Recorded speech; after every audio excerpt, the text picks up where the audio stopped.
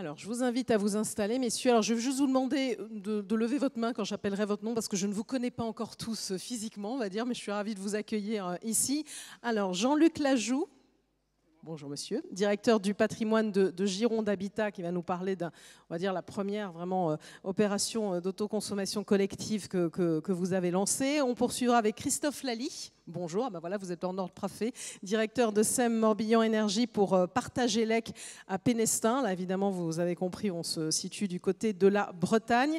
Aymar de Germay, bonjour, donc président du syndicat départemental d'énergie du Cher et maire de Marmagne pour votre projet SpartMine, dont on a beaucoup parlé. Hein. Ça a fait vraiment couler beaucoup d'encre, ça a été très médiatisé, mais c'est important d'en parler de ces sujets. Il y aura également Julien Lozinguet et Sylvain Blarel, ils sont tous les deux ici. Donc Julien Lozinguet est communauté de communes du Haut-Pays du Montreuilois et Sylvain Blarel, chargé de projet Cohérence Énergie. On sera dans les Hauts-de-France. Et enfin, après, on va redescendre dans le sud avec André Perrotin, Sagittaire, et pour le village Saint-Roch d'Aix-la-Durane. Alors, avant de commencer à détailler tous vos projets d'autoconsommation collective, je vais vous proposer de vous présenter en image, cette fois-ci, un projet d'autoconsommation individuelle, mais qui illustre bien finalement tous ces sujets. On va le voir avec la maison de champagne Drapier, qui est située dans l'Aube, à Urville. Alors, on parlait tout à l'heure de Climaction avec Christelle Weller il y a un instant. C'est un très bon exemple. Et on va voir évidemment tous les atouts de l'autoconsommation en images, si je lance tout ça correctement. Je l'espère bien. Alors, attendez, ça part? Non, ça part pas. Elle est où la vidéo? Sur les aléas du direct.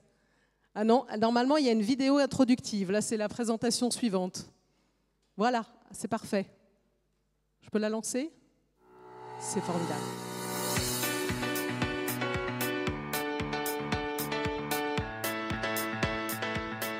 On a commencé à faire de la production photovoltaïque déjà depuis presque une dizaine d'années.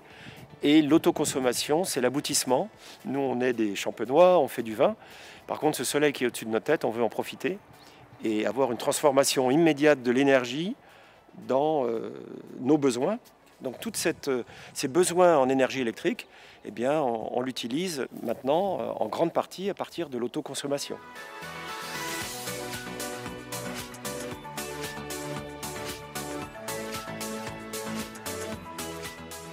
L'écologie, c'est probablement la première motivation chez nous. On voit d'année en année les effets du réchauffement climatique, les vendanges de plus en plus précoces, des acidités un peu plus faibles dans les vins, des concentrations en sucre plus importantes. Donc on voit, nous, au quotidien, ce qu'est le réchauffement climatique. On est les premiers impactés, donc c'est à nous de commencer par faire ce genre de gestes. Même si ça a un coût. Alors maintenant, évidemment, on souhaite quand même alléger notre facture énergétique. On est assez agréablement surpris de voir les factures baisser. On ne l'a vu que sur un mois, pour l'instant c'est assez récent. Mais on a baissé notre facture d'à peu près 60%.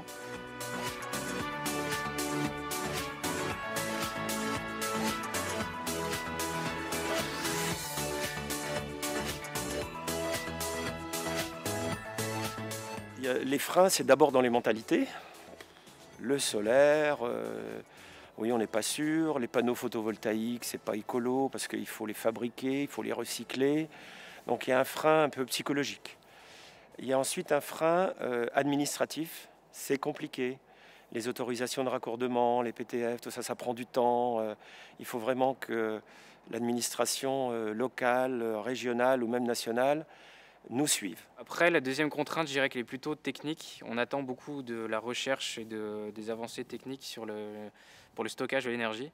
On se rend compte que depuis qu'on l'a mis en route, donc là en été, sur le mois de mai, juin, juillet en cours, on ne consomme pas la totalité de ce qu'on pourrait produire. La journée, on produit trop d'énergie, on pourrait le stocker pour l'utiliser la nuit. Et puis, financièrement, ça reste un très gros investissement. En tout cas, moi, je ne regrette pas du tout de l'avoir fait. Parce que nos toits sont inutiles, ils sont exposés au soleil, ils ne servent à rien. Là, ils reçoivent l'énergie, nous la transformons. Donc, encore une fois, c'est bon pour la planète, c'est bon pour nous et c'est bon pour la comptabilité de l'entreprise.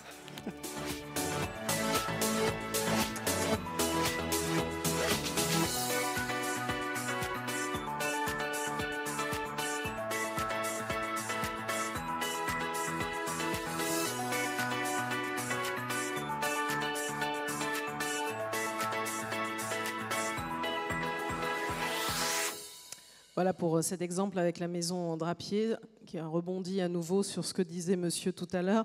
On parlait de la complexité administrative à nouveau. Je crois que ça va revenir en fil rouge, si on peut dire, dans cette journée. Alors, on va commencer ces retours d'expérience d'autoconsommateurs en allant du côté de Bordeaux avec vous, Jean-Luc Lajoux, donc directeur du patrimoine de Gironde Habitat, pour un projet qui concerne la résidence Les Souffleurs. Finalement, on parlait aussi de bailleurs sociaux tout à l'heure et des enjeux de précarité. C'est celui que vous allez illustrer à présent en nous disant un petit peu plus sur ce projet. Donc il suffit que vous puissiez, de vous-même, vous pouvez avancer vos slides avec le petit appareil que je vous ai donné. Oui, bonjour à toutes et à tous. Je vous remercie de m'avoir invité à témoigner sur cette opération Les Souffleurs qui fait parler d'elle. Il y a encore un article où elle figure dans le Moniteur du 31 août à ce sujet. Alors effectivement, c'est la première opération en France où une convention d'autoconsommation collective a été signée entre le bailleur Gironde Habitat et Enedis. Alors cette opération à l'origine n'a pas été montée pour faire de l'autoconsommation du tout. C'est plus un concours de circonstances.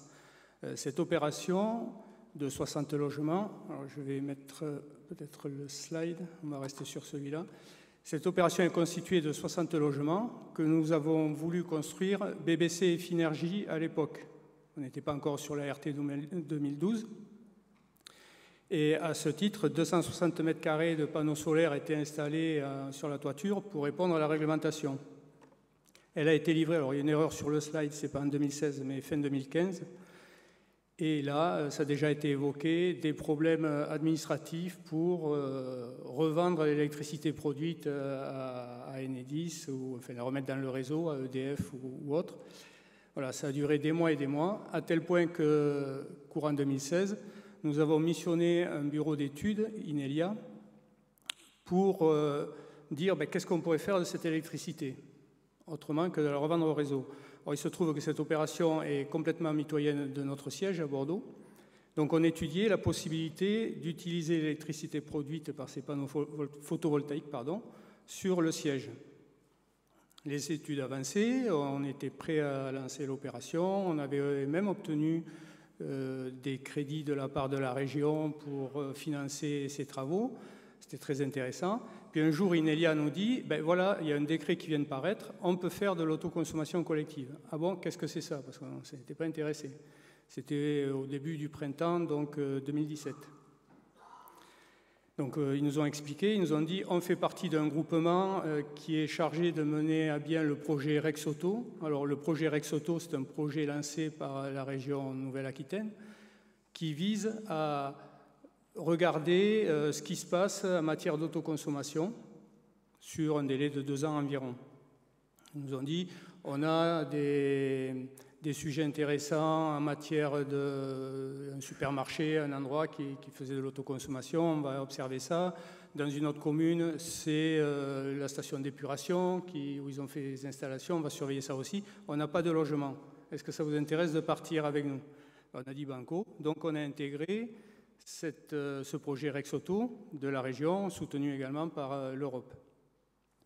Ce qui fait qu'en décembre 2017, on a été capable de signer, début décembre, de signer la convention avec Enedis pour développer le principe d'autoconsommation sur le bâtiment.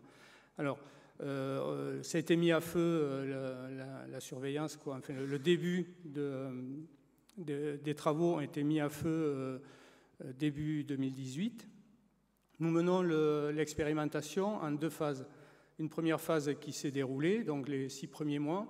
On a décidé de mettre dans la personne morale, parce que ça n'a pas encore été évoqué, ces termes-là, je pense que ça vous parle aux uns et aux autres. Uniquement Gironde Habitat, quelque part. Gironde Habitat, producteur d'énergie, avec les panneaux photovoltaïques, et Gironde Habitat, consommateur, avec les comptages qui sont sur les communs. Sur la résidence, il y a également un bureau occupé par Gironde Habitat qu'on a mis aussi dans la personne morale. Et dans une deuxième phase, que nous avons commencé à dérouler à partir de l'été, nous voyons comment intégrer les locataires dans la personne morale. Voilà. Alors, qu'est-ce qu'on a pu voir? Ce qui n'est pas évident. Ce qui n'est pas évident. Il faut le soulever parce que je crois que cette question de la personne morale, elle va revenir de toute façon, régulière dans vos présentations et votre Je vais y revenir rapidement. Donc les 6 premiers mois ont permis de valider des clés de répartition qui ont été évaluées par Inelia et les différents membres du groupement Rexauto pour tout ce qui était des communs, et ça marchait bien. Par exemple, en janvier, 74% de l'électricité produite a été consommée dans les communs. Aujourd'hui, en été, on est plutôt complètement à l'inverse. Les communs ne consomment que 24%, en gros une vingtaine de pourcents de l'électricité produite. Donc il y en a 80 qui repartent dans le réseau aujourd'hui avec les clés de répartition que nous avons. D'accord. Tout l'enjeu d'un projet d'autoconsommation collective, c'est essayer de consommer le maximum d'électricité, voire toute l'électricité sur place. Donc là, on en est à comment faire entrer les locataires là-dedans. Et là, je vais vous parler maintenant des freins. Vous avez peut-être quelques slides supplémentaires quand même, juste sur l'organisation? Non, ça vous suffit. Vous pouvez parler librement. Oui. Alors juste les avancer peut-être un peu, comme ça vous passerez au suivant même rapidement. Enfin, je ferai avancer à la fin. On fait ça souplement, comme on dit. Bon, ce qu'on a pu vérifier à travers ce projet et pour les 6-8 mois qui se sont déroulés, c'est que tout ce qui est technique que je qualifierais de hardware, ça fonctionne. Les raccordements, les panneaux produisent, les compteurs Linky permettent de mesurer combien d'électricité est produite. Enedis répartit cette électricité produite suivant les clés de répartition que l'on a données. Tout fonctionne de ce côté-là. Tous les freins viennent, ça a déjà été évoqué, des côtés plutôt que je qualifierais d'administratifs, ce qui a déjà été évoqué, avec 2 directions. Un administratif réglementaire, que je qualifierais de réglementaire, je vais le développer, puis juridique. Réglementaire, pourquoi? Parce qu'aujourd'hui, il y a plusieurs points. Aujourd'hui, on sait dans un logement alimenté en électricité, on sait combien consomme le logement à la journée, sans problème et avec pas mal d'exactitude. En matière d'autoconsommation collective, on nous demande de regarder ce qui se passe au pas de 30 minutes. C'est compliqué. Tout à l'heure, j'ai entendu qu'il était envisagé une économie pour les locataires de 100 € par an sur leur facture. Je ne m'aventure pas du tout à donner des chiffres. Pas du tout. Parce que si un logement... Aujourd'hui, on produit l'électricité au moment, quelque part, où le logement en a le moins besoin, quoi. Dans la journée, il est fréquent que les familles ne soient pas là, elles sont au travail ou autre. Voilà, qu'est-ce qui consomme de l'électricité en permanence dans la journée? On ne sait pas trop. Donc la phase d'expérimentation actuelle, c'est d'obtenir l'agrément des locataires pour qu'on ait accès à leur courbe de consommation et pour pouvoir imaginer des clés de répartition les plus adéquates possibles. Donc faire évoluer aussi la consommation des locataires et les mettre finalement dans votre démarche, quoi. Comment? Faire évoluer aussi la consommation des locataires et vous intégrer dans la démarche. Alors ça, c'est un autre aspect que l'on veut travailler, que l'on travaillera dans un deuxième temps. Il faudra sûrement discuter avec eux de comment faire évoluer leur comportement pour que l'électricité soit consommée au moment où elle est produite. Alors, il y a des solutions sûrement techniques. On peut essayer de faire en sorte que les chauffe-eau, les cumulus fonctionnent au moment où il fait soleil plutôt que d'attendre les tarifs réduits de nuit. Mais il y a aussi des comportements humains. Pourquoi pas imaginer que le matin, on regarde la météo, on sait qu'il va faire soleil, je mets en route ma machine à laver à midi ou 14h plutôt que de la mettre en marche à 22h. Voilà. C'est ce type de sujet que l'on veut travailler aussi. Bon, il y a les coûts qui ont été évoqués aussi dans la matinée, dans les freins réglementaires. Le coût, il ne faudrait pas nous, ce qu'on souhaite faire quand nous lançons des expérimentations comme ça, c'est que le locataire soit gagnant. Donc il ne faudrait pas que les taxes, l'entretien de l'installation, etc., qu'on sera obligé de refacturer de toute façon, il faudra que ce soit en adéquation avec ceux qui peuvent gagner, quoi. Et à l'heure actuelle, il n'est pas gagnant. À l'heure actuelle, on ne sait pas. On ne savait pas encore. Vous ne pouvez pas estimer si c'est gagnant. On ne sait pas. Aujourd'hui, nous faisons, puisque nous sommes contraints par la réglementation, quand on construit des logements, nous installons des chauffe-eau thermodynamiques. Bon, on est à peu près certain que l'économie que peut procurer un chauffe-eau thermodynamique à un ménage en matière de kilowattheure, il est dépensé en entretien derrière. Donc pour le locataire, c'est zéro. Ça nous permet de répondre à une réglementation, mais c'est tout, quoi. Donc on essaie d'être attentif à tous ces aspects-là. Et les côtés juridiques, alors, qui nous posent problème, c'est comment faire entrer les locataires dans cette personne morale.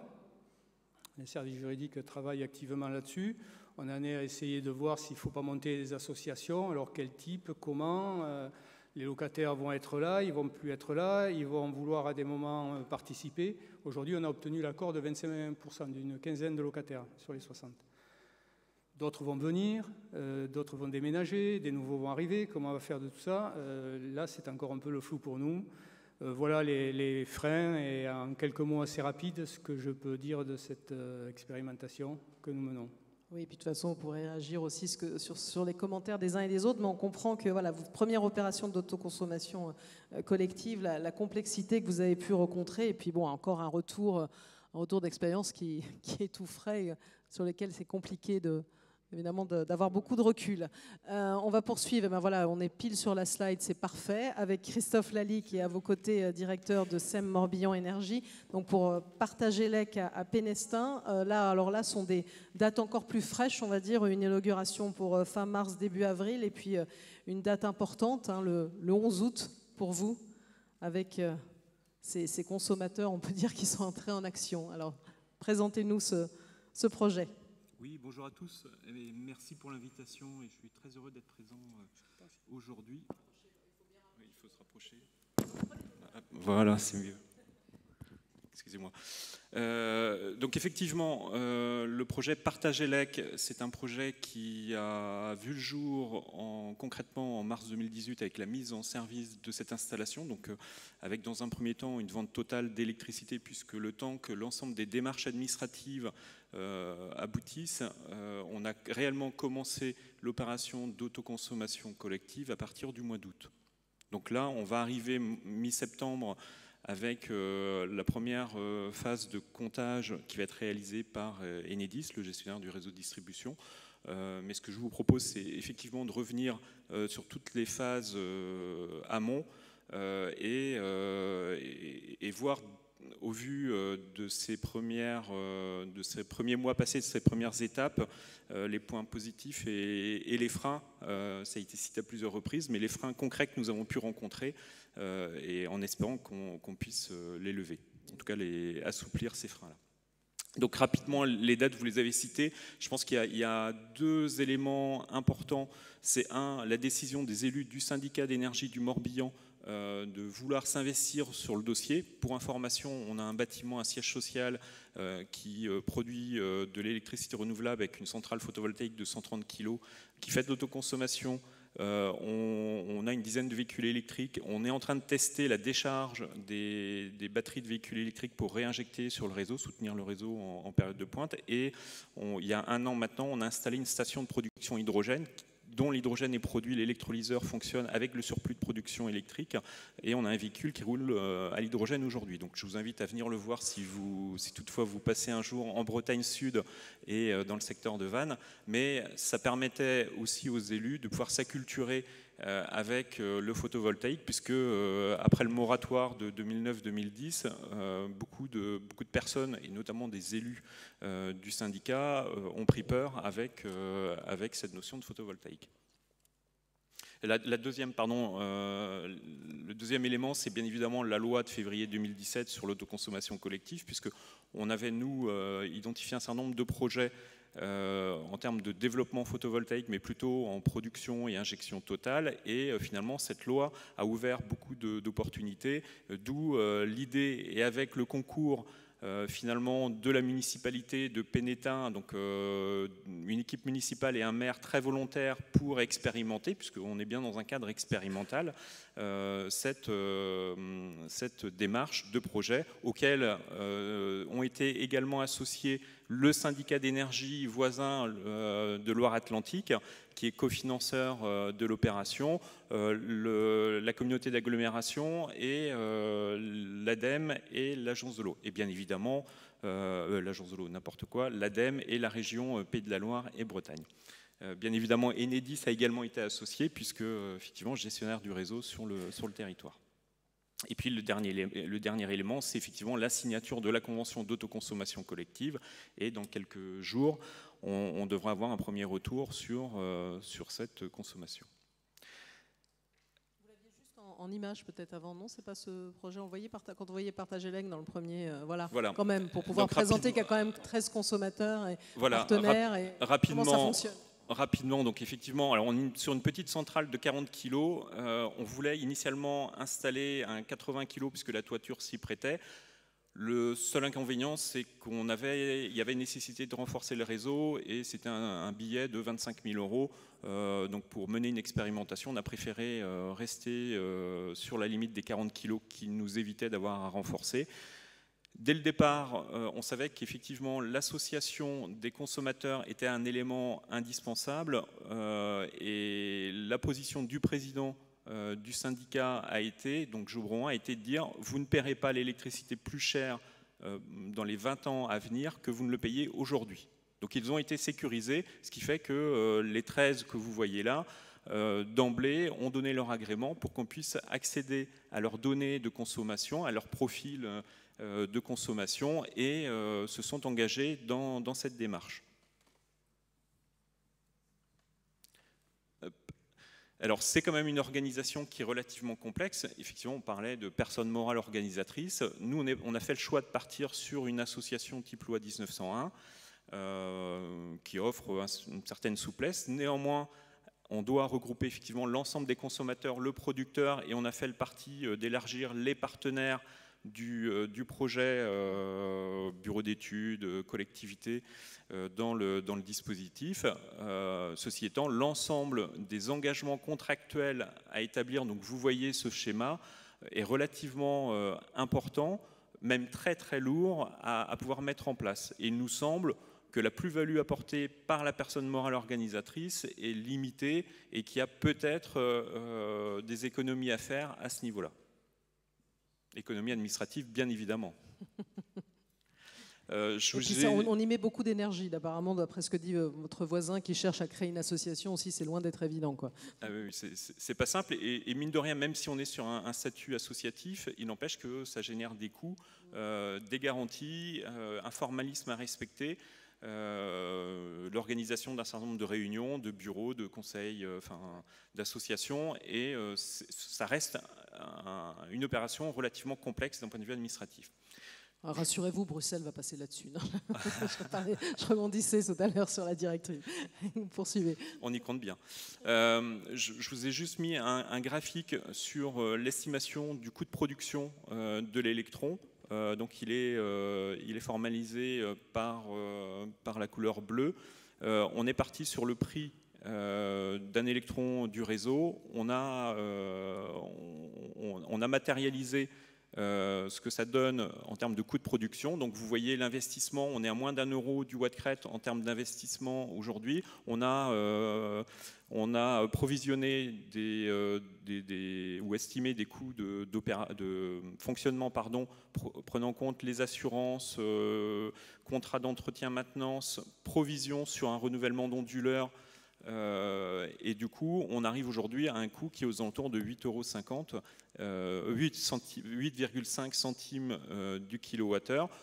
Si on n'avait effectivement pas de fiscalité complémentaire, on est très compétitif. Si on rajoute la fiscalité locale, bon, on est à l'équilibre. Si on vient rajouter effectivement le TURP, on est supérieur. Voilà. Bon, ça c'est un tarif qui est hors subvention. On a bénéficié, je disais tout à l'heure, d'un cofinancement par le syndicat d'énergie de Loire-Atlantique, et le préfet du Morbihan nous a également accompagnés au travers d'une enveloppe spécifique projet innovant. Donc on sera en dessous de ce prix-là, mais il n'empêche que réellement, si on veut demain développer des projets qui économiquement tiennent la route, le sujet, j'y reviens, du TURP et de la fiscalité locale se pose concrètement. Donc quelques retours d'expérience sur cette opération. Même si c'est encore très court, vous avez encore peu de recul, hein, c'est compliqué. Oui. Alors j'aurais moins de recul que mon voisin de droite sur effectivement les comptages, l'adéquation entre les objectifs qui ont été fixés dans la convention d'autoconsommation de répartition entre chaque consommateur et finalement au vu de la production et au vu de l'usage instantané de cette électricité, ce qui aura été réellement consommé. est vendu en surplus parce que ce qu'on ne peut pas ce qu'un des consommateurs ne peut pas consommer par rapport à l'objectif qu'on lui a fixé,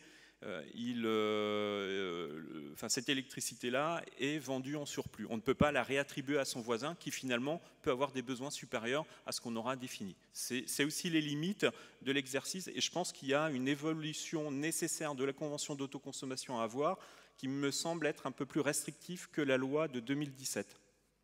Je tiens à le souligner également.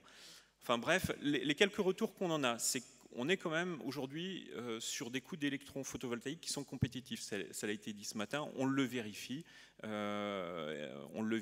au travers de différentes opérations, y compris celle-ci, puisque on est quand même à les entre 80 et 85 € du mégawattheure.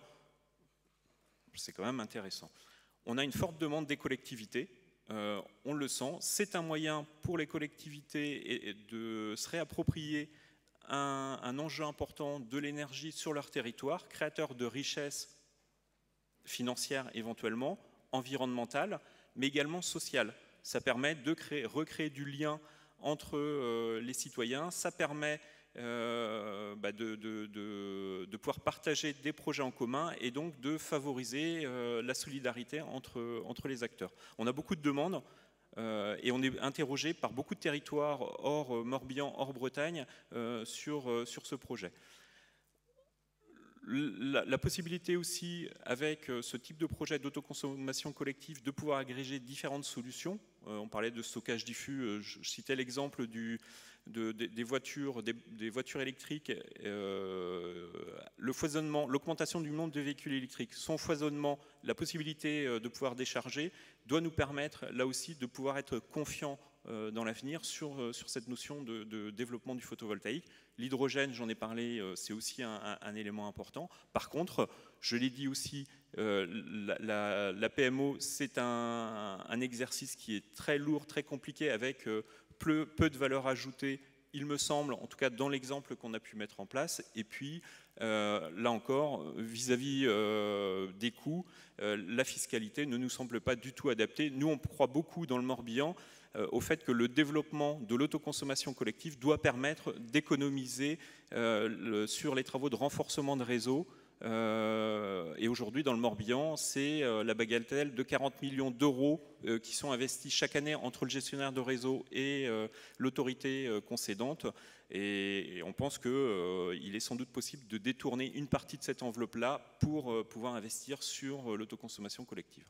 Voilà, donc la proposition est lancée en tout cas. Merci pour votre présentation. On va poursuivre en allant dans le Cher avec vous, Aymar de Germay, donc président du syndicat départemental d'énergie du Cher, maire de Marmagne, pour parler du projet SmartMine. L'objectif, c'est couvrir 69%, c'est précis, des besoins en électricité de la commune à l'aide d'une énergie produite localement par des panneaux solaires, stockés dans des batteries et réinjectés dans le réseau. Donc de la même façon, présentation de ce cadre, le cadre finalement de ce projet dont on a beaucoup parlé. Bonjour à toutes et à tous. Alors, est-ce que vous m'entendez là? Non? Si, je me rapproche, vous m'entendez. Donc je disais bonjour à toutes et à tous. Merci de m'avoir invité à témoigner de cette expérience SmartMine qui est en cours et je vous expliquerai un petit peu où nous en sommes. En fait, Marmagne, c'est une commune du Cher de 2000 habitants. Et cette commune a une particularité, c'est que depuis une dizaine d'années, elle a beaucoup travaillé sur les questions énergétiques. Et on a sur notre sol aujourd'hui un parc qui est un écopôle de 44 hectares, dédié à la production d'énergie renouvelable, sur lequel vous trouvez donc en bordure un parc éolien de 8 éoliennes, un parc photovoltaïque, une unité de méthanisation qui est en cours de construction pour générer du biogaz, une plateforme de préparation de combustible bois pour des chaufferies urbaines. Donc il y a un terrain de jeu qui a été constitué depuis pas mal d'années sur ces enjeux d'énergie que j'appelle l'énergie territoriale, la production d'énergie propre sur le sol, et puis la volonté évidemment d'avoir des circuits courts sur ces questions énergétiques. Aujourd'hui, pour finir sur cette petite introduction, on produit sur notre sol l'équivalent de la consommation annuelle de 17 000 foyers, en additionnant les différentes hors méthanisation, puisqu'elle n'est pas encore opérationnelle, et j'ai sur ma commune 980 foyers, voilà, 2000 habitants. Donc on a un contexte local assez favorable et puis des citoyens qui sont du coup intéressés à ces sujets depuis pas mal d'années. En février 2017, le cadre législatif est précisé sur les questions d'autoconsommation et à ce moment-là, un des partenaires importants du syndicat départemental d'énergie que je préside, en l'occurrence Vinci Énergie et sa filiale Mexo, mais j'en profite pour saluer Jean Sonnet qui a travaillé beaucoup sur ce projet depuis le début. Eh bien, Vinci Énergie me contacte en me disant est-ce qu'on ne pourrait pas réfléchir ensemble à une expérimentation, un démonstrateur au niveau d'une commune, et notamment d'une commune rurale. Et c'est comme ça qu'on a commencé à se mettre autour de la table et à réfléchir ensemble à ce que l'on pourrait faire. Je vous passe l'explication de ce qu'est l'autoconsommation collective. J'ajoute juste que ces sujets, mais mon prédécesseur en a parlé, permet aussi d'avoir un impact sur les questions de flexibilité, effectivement d'éviter des coûts de renforcement du réseau, mais aussi de gérer des points de consommation. Et donc ces expérimentations et ces infrastructures d'autoconsommation collective, notamment sur une maille un peu importante, ces installations vont permettre de jouer un rôle régulateur du réseau public de distribution électrique. Donc le démarrage, c'est le changement du cadre. Et puis on a commencé à cogiter ensemble sur ce qu'on pourrait faire.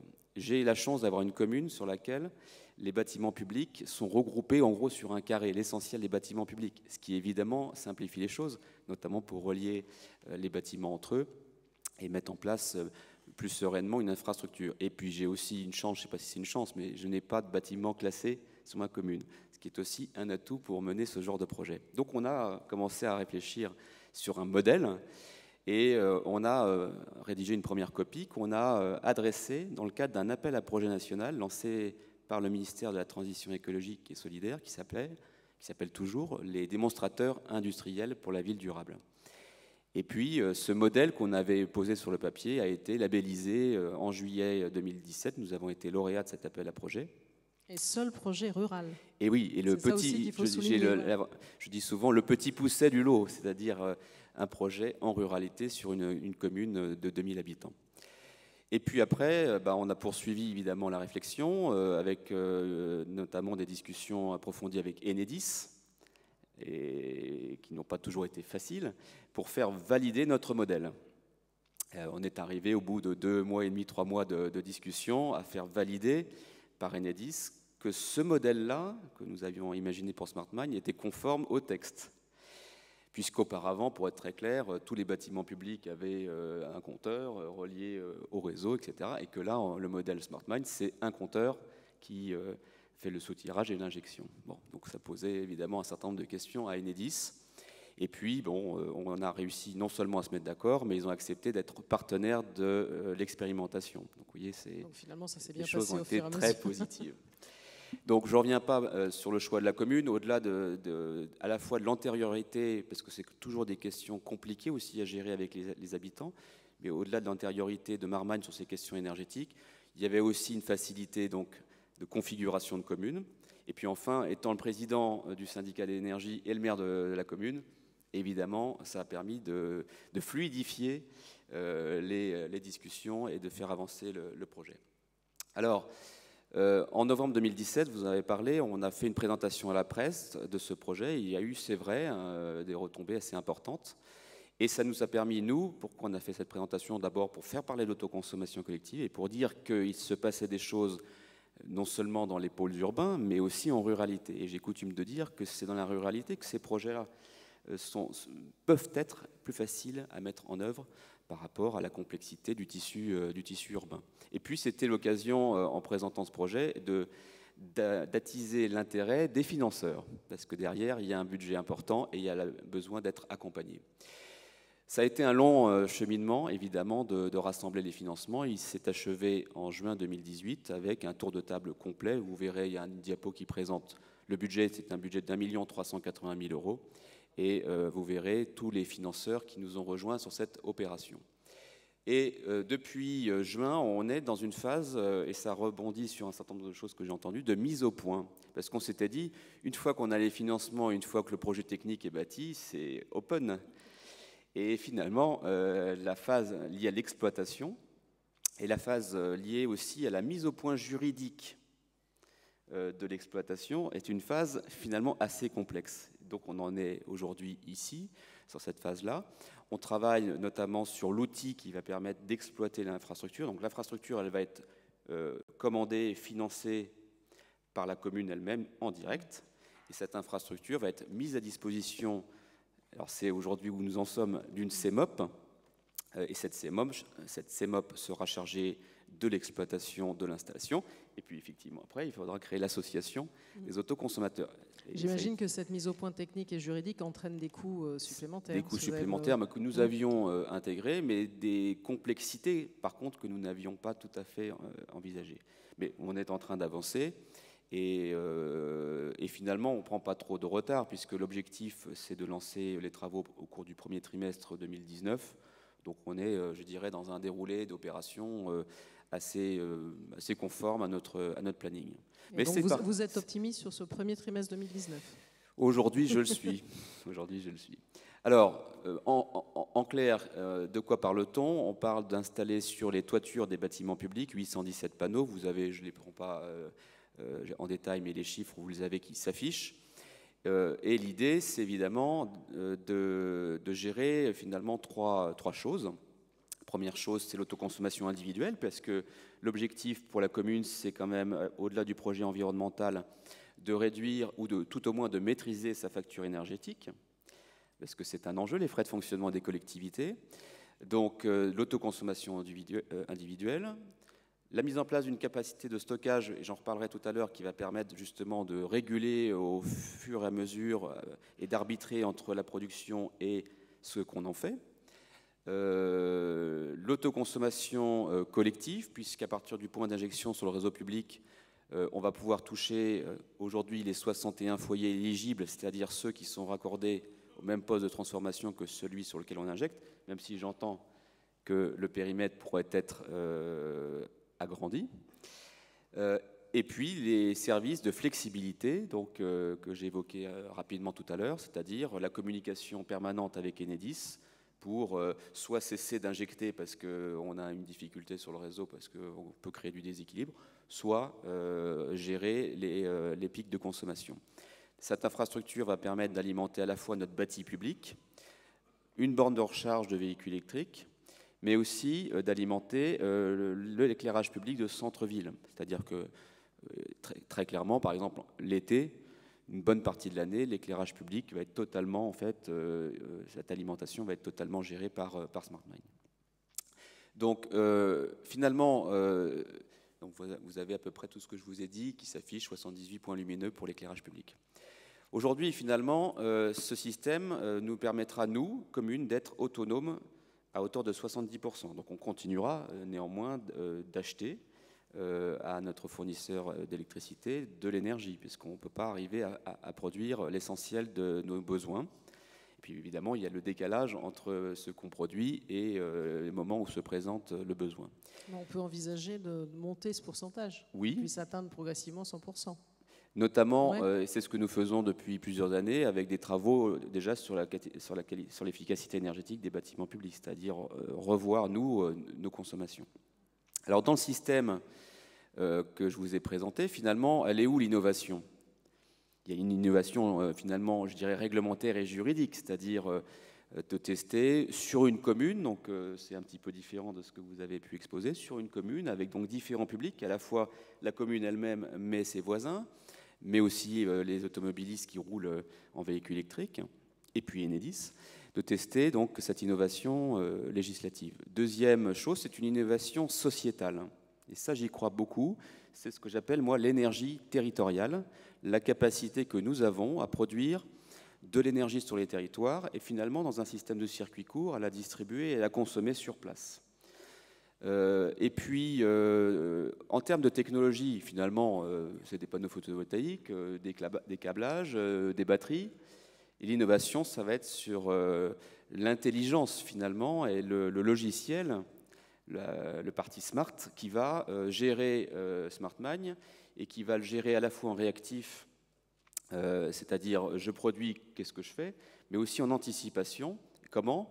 Par exemple, en recueillant et en gérant des données de prédiction météorologique, mais aussi du fait d'informations et de capteurs que nous avons mis dans chacun de nos bâtiments publics depuis plus d'1 an, pour voir comment vivaient nos bâtiments publics et quelles étaient finalement leurs habitudes de consommation. Tout ça rentre dans la bécane et ça permet en permanence de se dire je fais quoi? J'autoconsomme, je stocke pour plus tard ou j'injecte. Voilà un petit peu les éléments que je pouvais vous donner rapidement, parce que le temps nous est compté. Donc l'outil que nous envisageons aujourd'hui pour gérer cela, c'est une CEMOP dans laquelle on retrouverait la commune, le syndicat d'énergie, la communauté d'agglomération de Bourges, le partenaire privé qui aura été, choisi via un appel d'offres, et puis les riverains intéressés pourraient éventuellement rentrer dans la CEMOP.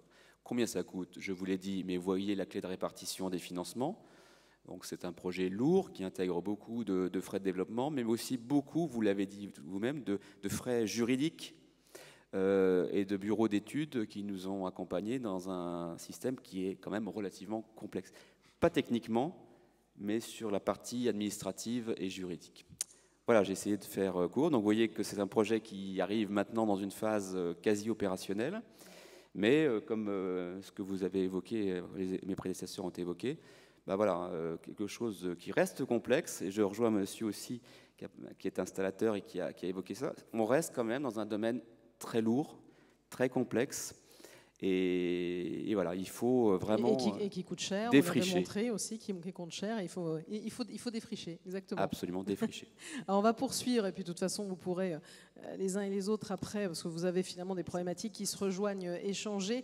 Dans les Hauts-de-France, cette fois-ci, ils sont 2 pour nous en parler, ils sont venus en force, Julien Lozinguet et Sylvain Barrel. Donc Julien Lozinguet, vous êtes de la communauté de communes du Haut-Pays du Montreuilois, et à vos côtés, Sylvain Barrel, donc chargé de projet Cohérence Énergie. Je commence par vous, Julien Lozinguet, pour parler aussi, reposer le cadre et parler aussi de l'histoire énergétique de cette communauté de communes. Pardon, bonjour à tous et à toutes. Entre les deux. Donc moi je vais vous présenter un petit peu le contexte du projet et puis son historique, et Sylvain qui est à côté de moi rentrera un peu plus dans le détail technique et financier. Donc le contexte, c'est la communauté de communes du Haut-Pays du Montreuilois, une collectivité qui est située dans le Pas-de-Calais. Donc une collectivité située dans le Pas-de-Calais qui regroupe 49 communes pour 16 000 habitants, un territoire très rural, connu notamment au travers du parc éolien de Fruges, puisque c'est une collectivité qui était pionnière dans le développement éolien. Aujourd'hui, on a 91 machines pour 180 MW. Ces projets ont vraiment lancé une dynamique de développement durable et de transition énergétique sur notre territoire, qui aboutit en 2015 à la signature d'une convention territoire énergie positive pour la croissance verte. Et parmi les projets qui figuraient dans cette convention, on avait le souhait de développer de l'autoconsommation sur nos bâtiments à partir de photovoltaïque. Donc, à partir de 2015, on a lancé vraiment le projet photovoltaïque. On a débuté par une étude de faisabilité. Donc, le principe, c'était assez simple, c'était d'étudier tous nos potentiels sur l'ensemble de nos bâtiments, de voir quelle capacité de production on avait et de le comparer à nos besoins de consommation électrique. Ça aboutit à une analyse et un scénario de développement et de mise en œuvre qui prévoyait l'installation de 4 toitures pour la production et le raccordement de plusieurs bâtiments, donc 6 bâtiments au total, avec la création de micro-réseaux privés. Donc à la fois sur du domaine privé avec des bâtiments voisins sur des parcelles qui nous appartenaient, et on imaginait même à l'époque faire des réseaux qui passaient par le domaine public. Sur la petite photo, vous voyez, vous avez les flèches bleues et vertes, ce sont des micro-réseaux privés, et puis on imaginait avec la flèche rouge faire un micro-réseau sur le domaine public. Entre-temps est intervenue une fusion intercommunale, donc le projet a été mis un petit peu à l'arrêt, le temps au nouvel exécutif de s'approprier un petit peu tout ça. Et puis la volonté a été de poursuivre et même d'accélérer sur ce projet. Donc sur ce scénario, on a dû faire certains choix, notamment au niveau des raccordements de bâtiments. Le micro-réseau sur le domaine public devenait vraiment trop compliqué et trop fastidieux à monter par rapport à l'ensemble du projet. Donc en janvier 2018, donc cette année, on a lancé l'installation de 4 toitures photovoltaïques pour une puissance totale de 228 kW crête qui permettait d'alimenter donc 5 de nos bâtiments avec notamment des bornes de recharge pour les véhicules électriques, et pour une surface totale d'à peu près 1300 mètres carrés. Donc là, c'est pour la présentation globalement du contexte et du projet. Alors, ce projet d'autoconsommation collective fut particulièrement Sylvain Blarel. Oui, bonjour. Donc, je prends la suite de Julien en tant que bureau d'études Cohérence Énergie, où on accompagne la collectivité depuis 2016. Donc, le projet en lui-même, voilà.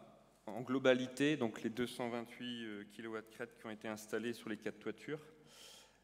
Donc ça a été notamment, vous voyez les 4 toitures qui ont été réalisées, avec 2 installations en autoconsommation individuelle pure, une installation où il est mutualisé sur 2 points de livraison, c'est-à-dire avec un réseau privé. Donc on a ça consiste à faire deux producteurs en autoconsommation individuelle.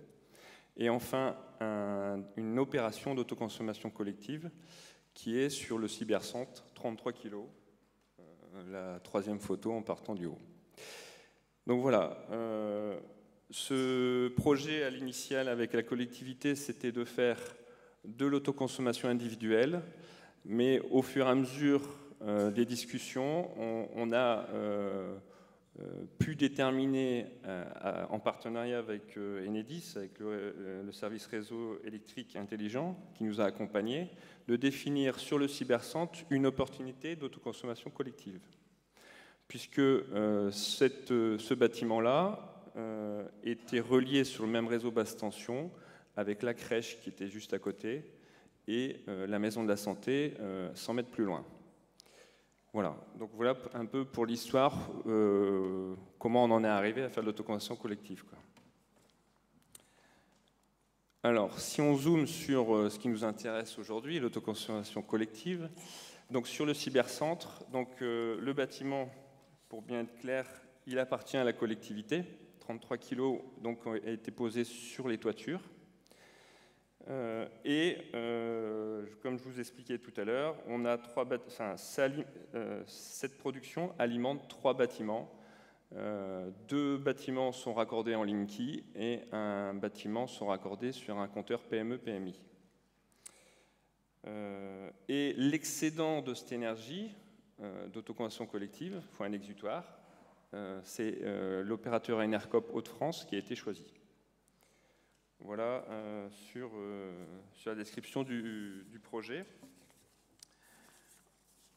Sur la partie modèle économique, donc on a essayé de définir les grandes lignes du modèle économique sur un projet qui est atypique, je le redis bien. On est sous l'influence d'une subvention TEPCV qui trompe énormément les chiffres. Sans la subvention TEPCV, on aurait été sur un mégawattheure de l'ordre de 70 € du mégawattheure. Donc c'est un coût de production calculé sur 20 ans. Alors qu'avec la subvention TEPCV, on le fait dégringoler à 20 € du mégawattheure, ce qui est très, très bénéfique pour le modèle. Et donc sur le graphique, j'ai illustré les scénarios avec le premier histogramme où c'est le coût d'approvisionnement sur le réseau, avec en bleu, le bleu tout en bas, l'électron, le TURP, ensuite donc le TURP, la CSPE, les taxes et bien sûr la TVA. Donc on arrive à une fourniture sur le réseau, pour ce cas particulier, de 113 € du mégawattheure. Quand on va chercher les électrons de l'autoconsommation collective, avec la subvention de TEPCV, en prenant donc les 20 €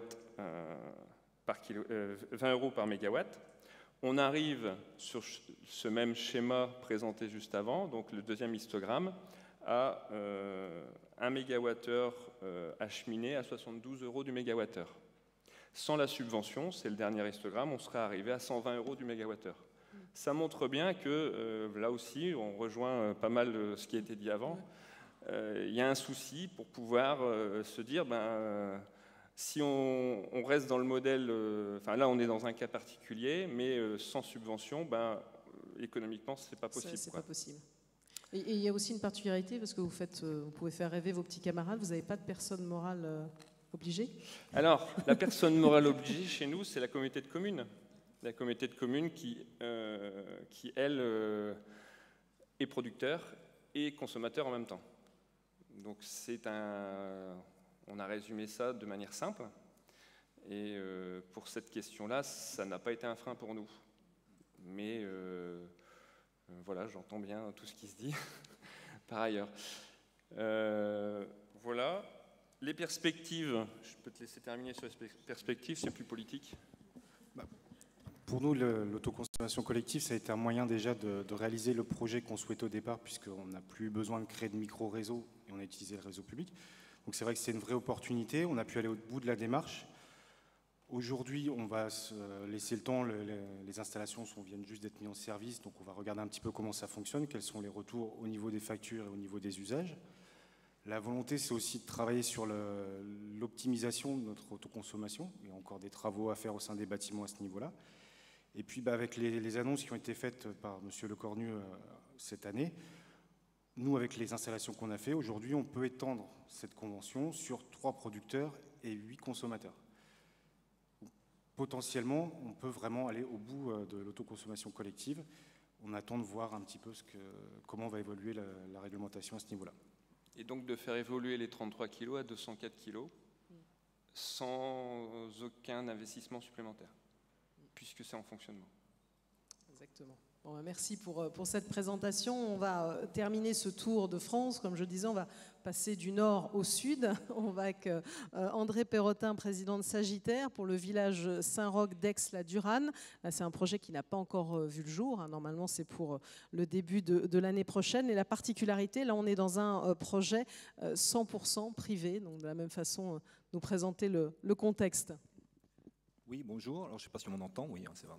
Alors, nous avons une vision un peu différente puisque nous ne souhaitons pas produire notre énergie comme le fait mes collègues, mais nous souhaitons plutôt apporter une solution aux porteurs de projets qui, eux, vont produire leur énergie. Donc, dans un premier temps, on s'est aperçu que les gros problèmes qu'il y avait dans l'autoconsommation collective, c'était des freins techniques et administratifs qui, à mon avis, vont rebuter fortement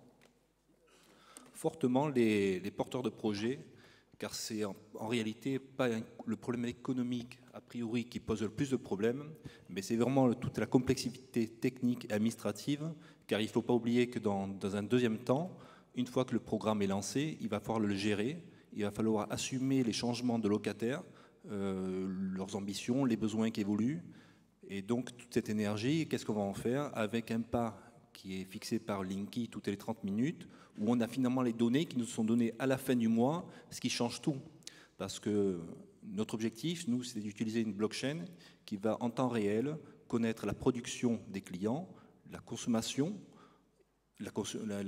totale, et nous permettre ainsi, avec des outils adaptés, de faire démarrer certains appareils électriques chez nos clients, avec leur accord bien évidemment. Car évidemment, si on sait à la fin du mois que le lundi 15 août, il n'y a personne qui a consommé ou pas assez consommé l'après-midi, si on a la main sur cette production et sur la consommation, bien évidemment, on va pouvoir assez facilement faire démarrer des appareils à distance pour compenser cette production. Dans le cadre du lotissement de Aix-en-Provence, nous allons aussi mettre 2 bornes électriques pour les véhicules électriques, pour 2 raisons. Inciter des locataires et propriétaires à acheter des véhicules électriques, parce que nous pensons que c'est un déversoir, on appelle ça véhicule to grid, pour permettre la surproduction d'aller dans ces véhicules électriques si besoin. L'objectif pour nous, c'est d'arriver à 0 en termes de non-consommation de la production et la faire évoluer dans le temps. Donc, pour être assez... La présenter, oui. Vous avez quelques slides pour la présenter? Oui. Quand alors, même. je ne suis pas le placé aussi pour en images. Mais... Il suffit d'appuyer, je crois. Voilà. Là, donc voilà un peu le lotissement. C'est 100 logements. Alors l'avantage qu'il a ce lotissement, c'est qu'il est, je dirais, il n'est pas en vertical, mais il est plutôt en horizontal. Donc on a énormément de place pour mettre des panneaux solaires. Les toitures n'appartiennent pas aux personnes individuelles, mais appartiennent à la copropriété. Donc on peut faire a priori, avec l'accord des locataires, des propriétaires, ce qu'on veut sur les toitures. Et comme vous pouvez le voir, c'est un site qui est sur 2 hectares, avec beaucoup de verdure, avec des parkings.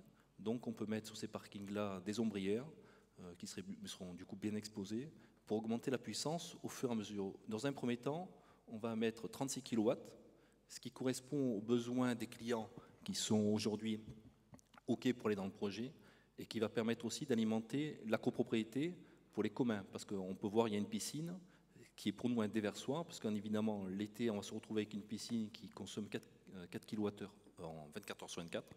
Nous, on va la fournir uniquement la journée, mais c'est une grosse consommation. Donc, le site s'y prête quand même beaucoup. Et c'est ça le problème en réalité. Le problème de l'autoconsommation collective, finalement, c'est d'avoir des sites qui sont prêts à recevoir cette autoconsommation. Alors évidemment, après, le cadre est augmenté, puisqu'on va aller sur 1 km, ce qui change tout. Mais sur un bâtiment de 10 étages de 300 mètres carrés avec 50 logements, c'est compliqué de mettre des panneaux solaires pour alimenter les logements. Donc on va finalement se contenter des communs. Et ce n'est pas de l'autoconsommation collective, c'est de l'autoconsommation pure et simple. Donc avoir des sites comme ça, c'est déjà bien.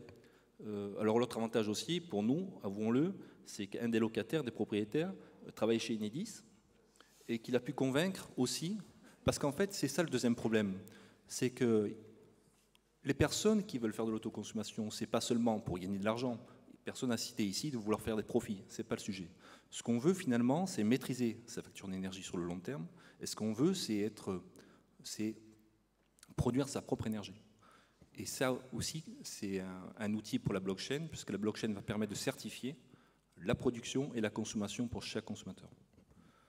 Donc le site idéal, un locataire idéal qui nous a aidé à convaincre les autres occupants et qui leur a permis aussi de leur expliquer ce que c'est le Linky et que sans le Linky, on ne peut pas faire ça. Et ça, je pense aussi, c'est un message qui doit être porté auprès de la population. Le Linky a peut-être des défauts, je ne le sais pas, mais en tout cas, il a cet avantage-là. Et il faut le mettre en avant, parce que sans ça, sans le Linky, pas d'autoconsommation collective, pas de gestion à distance de l'énergie, c'est quand même compliqué pour le développement du renouvelable, de mon point de vue. Donc ça, c'est bon. Donc deux bornes de voitures électriques, des ombrières, c'est un projet finalement qui est plutôt pas mal. Je crois, enfin pour nous en tout cas. Et là, pilotage, pour la blockchain, on a été aidé par une grosse entreprise qui est Engie, qui a un service qui s'appelle Engie Lab, qui va nous aider à développer la partie blockchain.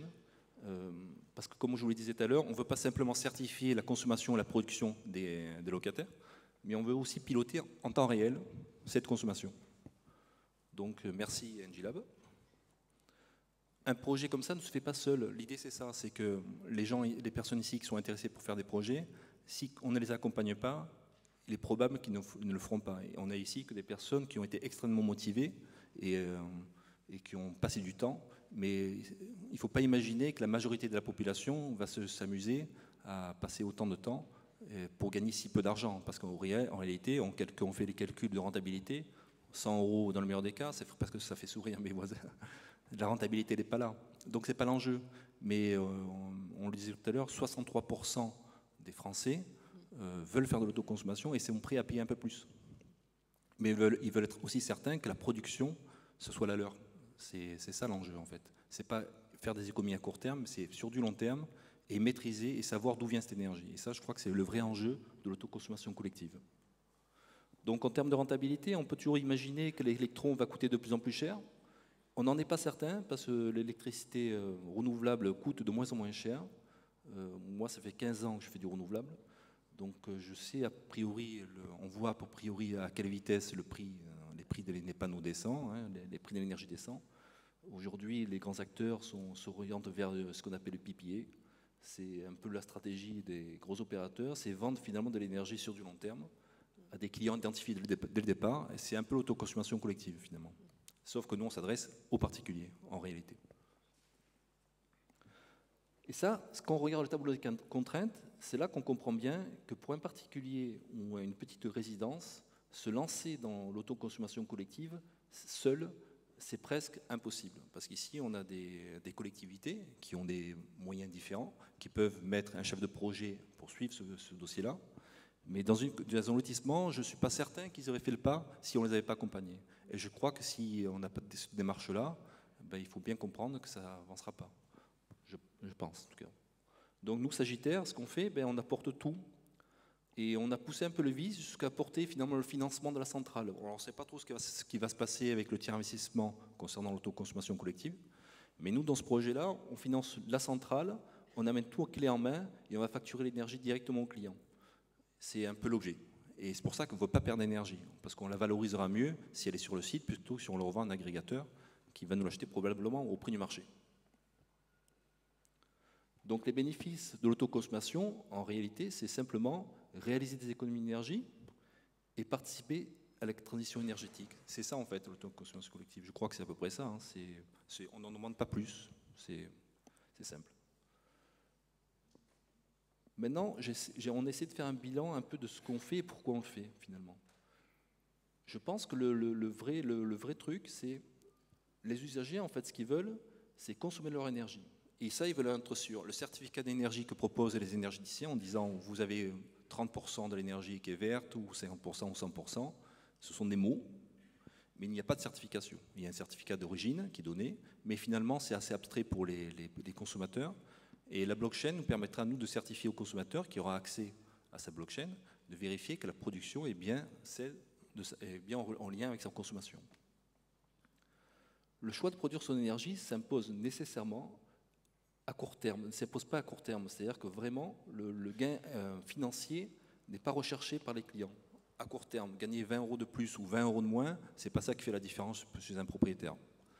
On n'est pas sur des grosses centrales où des enjeux sont beaucoup plus importants. Le vrai truc, c'est la complexité est un vrai frein. Il est donc il est vraiment nécessaire de réduire cette complexité, mais malheureusement, on s'aperçoit avec le temps que ça n'arrive jamais. C'est-à-dire que la complexité, elle est toujours là. Et quand on résout un problème, on en amène un autre. C'est un peu le concept français.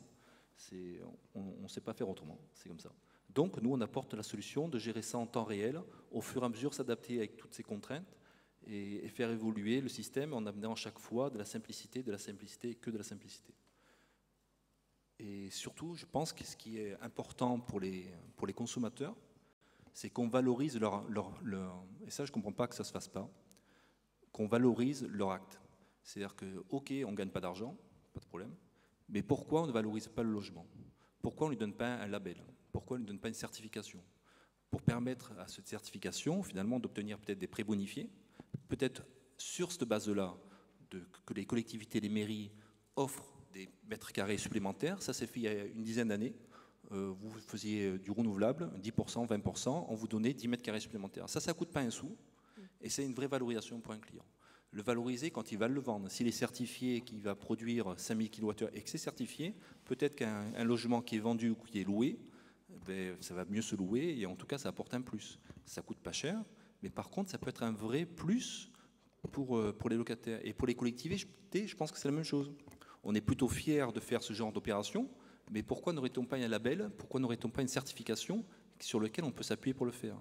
Donc je dirais peut-être aux personnes qui ont peut-être la capacité de mettre en place ce type de label, de certification, nous travaillons sur une certification, d'accentuer un peu ça, et peut-être que les collectivités pourraient un peu pousser en disant ok, nous on veut bien, lorsqu'un locataire, un propriétaire de logement ou une entreprise fait un effort, on veut bien l'aider en lui donnant des mètres carrés ou une simplification administrative ou des choses comme ça. Je pense que c'est ça le vrai enjeu pour que les ENR se développent. Voilà, je crois que j'ai un peu tout dit. Vous avez j'ai parlé vite. Balayé beaucoup de sujets. En tout cas, vous avez tous un point commun, c'est, on va dire, vous essuyez un peu les plâtres dans cette histoire, le moins qu'on puisse dire. On a bien compris qu'il y avait la problématique de la complexité, des freins que vous rencontriez, du coût encore que ça représente. Mais j'allais dire, vous y croyez? Le modèle, il va être solide? Moi, en tout cas, ce que je peux dire pour finir, c'est qu'on est en retard sur les autres pays, peut-être.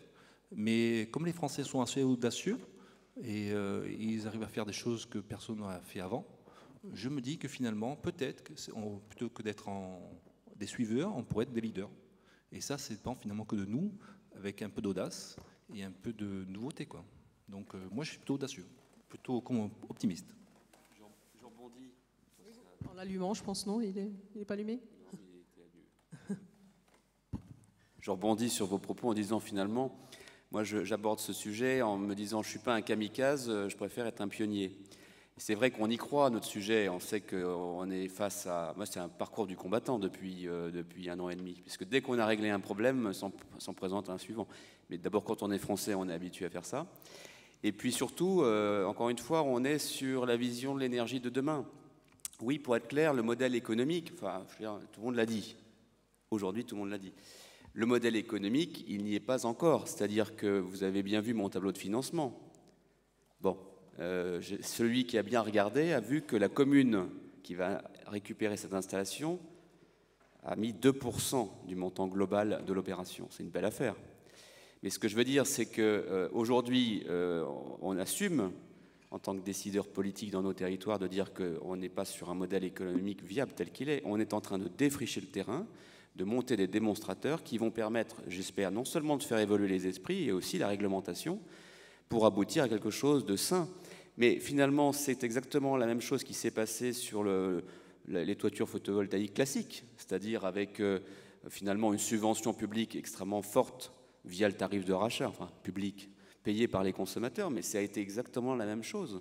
Donc on est dans ce système où il faut poser des jalons, il faut qu'il y ait des démonstrateurs, et puis ensuite je pense qu'on va aller vers un modèle qui aura à la fois un intérêt bien sûr environnemental, mais un intérêt financier. Sauf la livre et rebondir. Oui, je réagis également à la question.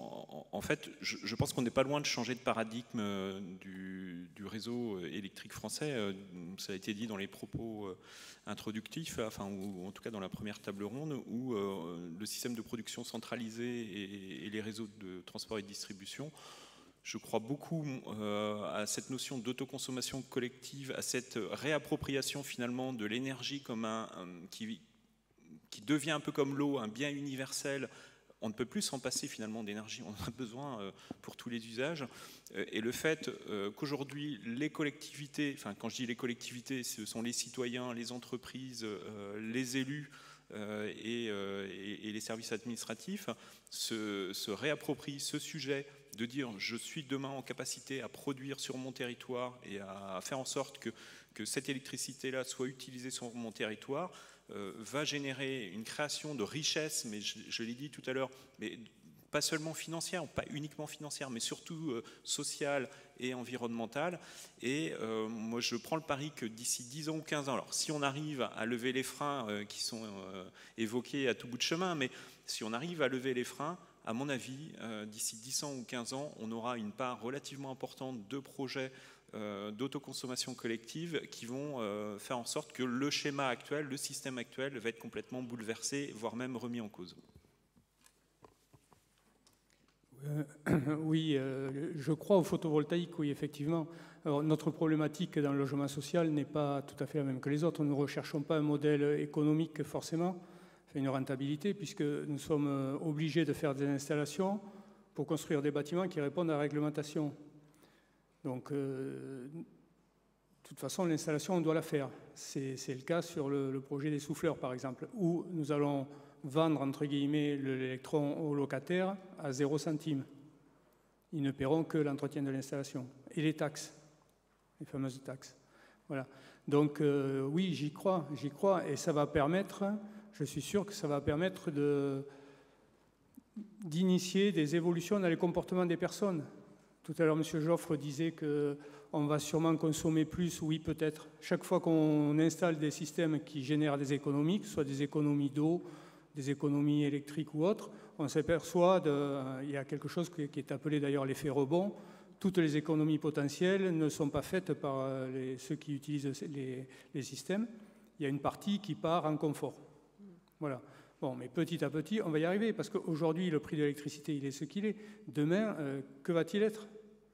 Et je crois qu'aujourd'hui, ce qui nous freine, ça a été dit maintes fois, c'est essentiellement des freins administratifs, et on est juste en train de prendre du retard. C'est ce qu'a expliqué M. Joffre ce matin. Je suis assez d'accord avec lui. Merci à vous tous, en tout cas, pour vos témoignages qui donnent envie d'avancer, même si ce n'est pas évident en tout cas. Et puis de toute façon, vous pourrez échanger avec les uns et les autres tout à l'heure au moment du déjeuner, hein, évidemment, puisque vous êtes toujours là pour échanger. Merci à vous six, on peut vous applaudir pour votre témoignage. Merci beaucoup.